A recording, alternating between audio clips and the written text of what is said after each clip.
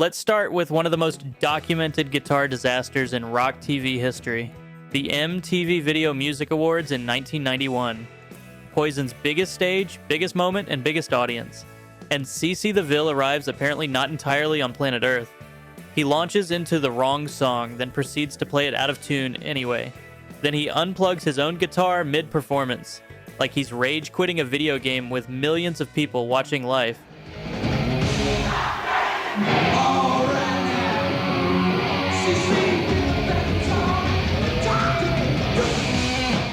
Arsenio Hall is visibly trying to hold reality together from the sidelines, while the whole thing collapses in slow motion. The next day, DeVille gets fired. The firing is almost the least remarkable thing that happened that week. Here's the kicker. This wasn't some minor stumble on a Tuesday night in Tulsa.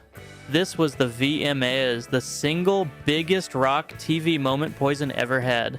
And their guitarist turned it into a cautionary tale they're still actively explaining in interviews 30 years later. Outstanding work, CeCe.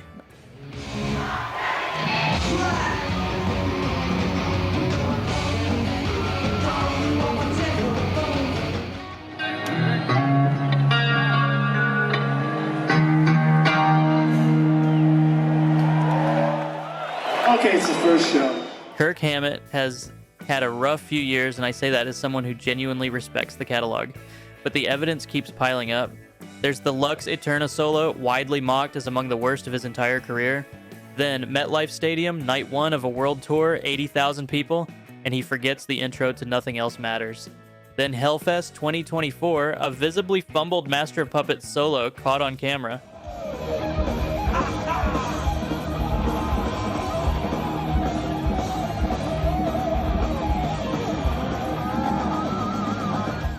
But here's the part that really lands. Hammett himself admitted he's completely bored of playing these solos. His exact words, "I don't view them as solos anymore. They're parts. I'm freaking bored of it." And that's the thing, isn't it? You can hear boredom. The audience hears it even when they can't name it. When a guitarist mentally clocks out of his own most iconic riffs, the camera always catches up eventually. 80,000 people at MetLife heard it happen in real time.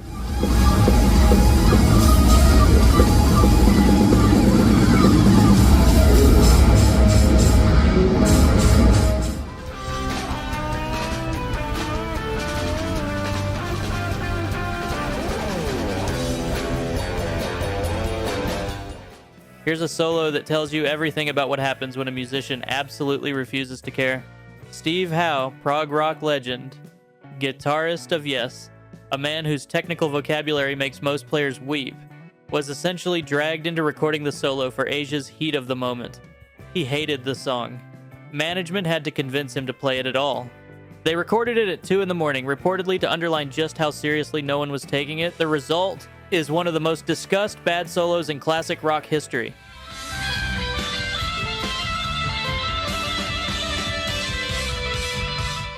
Awkward, disengaged, technically beneath him in every measurable way. The brutal irony is that Heat of the Moment became Asia's biggest hit.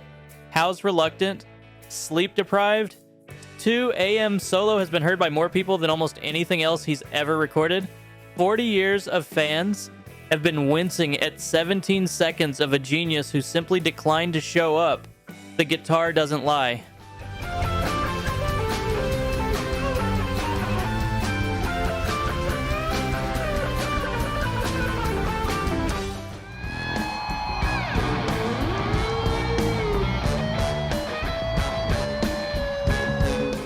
Sometimes a guitar solo is actually a resignation letter. Graham Coxon's solo on Blur's Country House, the song that won the Battle of Britpop, their biggest chart moment ever, sounds like a man who already mentally handed in his notice and is just waiting for HR to process the paperwork. It's jangly, disengaged, ending with a genuinely painful little squeak that feels less like a musical choice and more like a shrug played through an amplifier.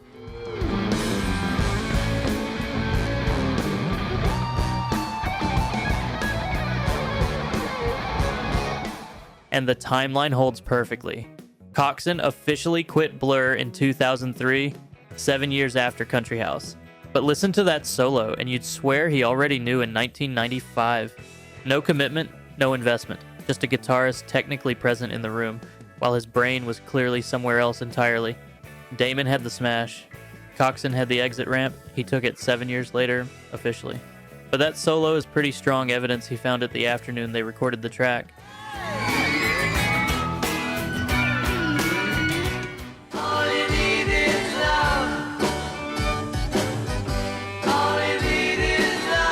Here's the thing about the biggest stage in rock history. It does not care how famous you are. July 1967. All you need is love. The first ever global satellite TV broadcast. 400 million people watching, the largest live audience any rock musician had ever faced. And George Harrison's guitar solo is rambling, incomplete, and audibly uncomfortable from the very first note. Even a Beatle isn't immune. The pressure, the live format, the sheer impossible scale of the whole thing got him. Love is all you need.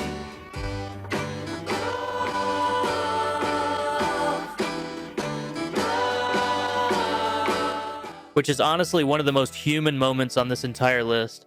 Harrison was in the most famous band on earth, playing the most watched rock performance in history, and the solos simply didn't show up. No safety net, no second take, no fixing it afterwards. 400 million people heard it happen in real time. Proof that genuine greatness does not insulate anyone from a bad night.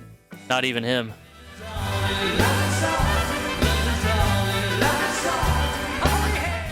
Say the world has come between us. Deep Blue. Something are a Texas college band who accidentally wrote one of the most inescapable earworms of 1995. Breakfast at Tiffany's ended up on VH1's 50 Most Awesomely Bad Songs Ever list, which is its own kind of immortality. The chorus hooks you instantly. You know it. You've heard it in a dentist's waiting room, a supermarket, a lift, and almost certainly at least one wedding. And then comes the guitar solo. Jangly, meandering, completely devoid of personality. No escalation, no emotional payoff, just a half-hearted melodic detour that sounds like someone doing their homework late.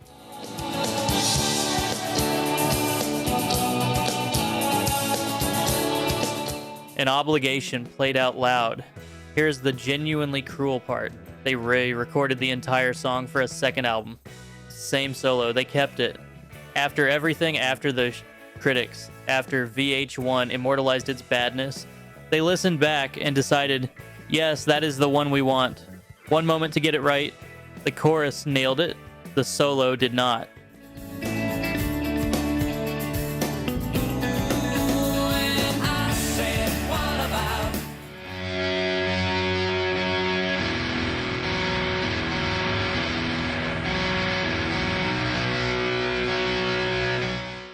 Nobody asked Fred Durst to pick up a guitar. I want to be completely clear about that up front. Fred Durst is a rapper and a frontman. That is what he is. That is specifically what he does. And yet here we are.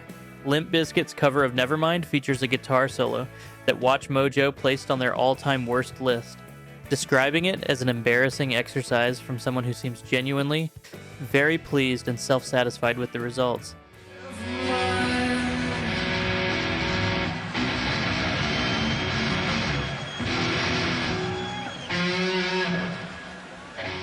Incoherent noise presented confidently as musical intent. The real issue isn't technical failure. Plenty of great rock moments are technically messy. The issue is ego.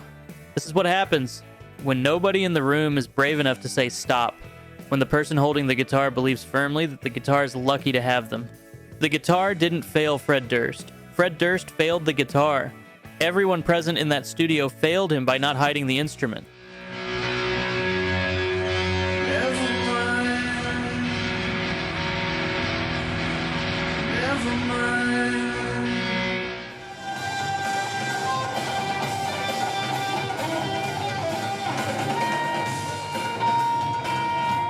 Carlos Santana is one of the greatest guitarists who ever lived.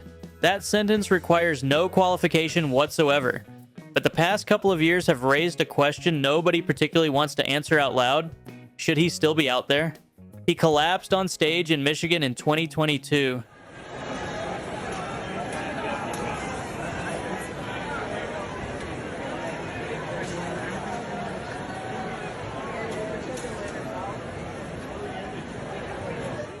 He was hospitalized for dehydration twice in 2025. He's now performing seated due to back sciatica. And Santana, to his credit, addressed it directly mid-show. I saw my good friend Eric Clapton and thought, what the hell is he doing sitting down? Well, I've got back sciatica and it hurts. The playing is still remarkable. The tone is still unmistakably his, but his body is clearly having a separate conversation to the one his fingers are trying to have. And when a crowd cheers a legend back to his feet after collapsing, you have to wonder, is that genuine support? Or is it asking something of him that nobody should really be asking anymore?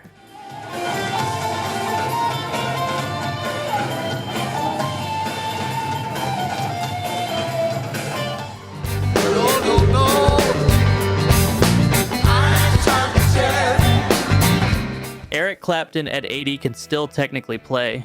The notes are there, the phrasing mostly intact. He hasn't collapsed or forgotten songs on camera. So why is he here? Because reviewers of his 2024 and 2025 tours kept landing on the same word: disinterested. Wooden? A man delivering a performance rather than having one. No eye contact with the crowd. No introductions. No thank yous. Solid, competent, and somehow completely hollow.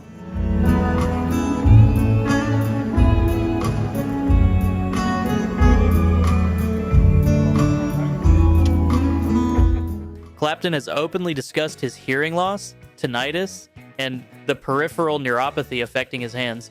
He's not hiding the battle, but there's a specific sadness in watching a guitarist who once made an entire generation feel that the guitar was the most urgent thing in the world, now looking like he'd genuinely rather be somewhere quieter.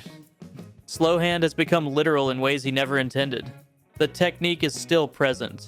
The hunger is not. In a room full of amplifiers, that absence turns out to be the loudest thing. Every day the bucket goes to the well. One day the bottom must drop out. I said one day the bottom must drop out.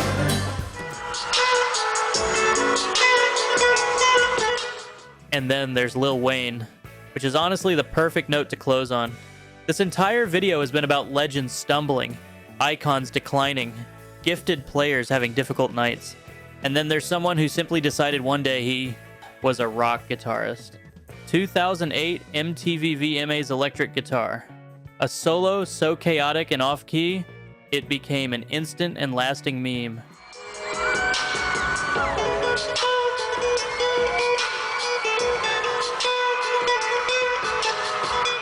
He then made a full rock album. Critics demolished it completely. In 2023, 15 years later, he picked up an Eddie Van Halen Frankenstrat, the most sacred guitar in all of hard rock, and did it all over again on John Batiste's Uneasy. Same structureless fumbling, more expensive instrument. The whole video is asked whether rock icons should know when to step aside. Lil Wayne never showed up for day one.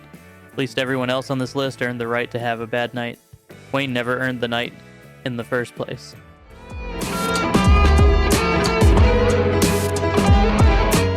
So there you have it. 10 guitar solos that range from legendary disasters to quietly tragic declines. Some of these players are genuine icons. Some had no business touching a guitar. All of them ended up on camera. Look, a bad solo doesn't erase a career, but it does follow you forever. Which one surprised you most? Drop it in the comments. And if classic rock runs through your veins like it does through mine, hit subscribe, and let's keep this going.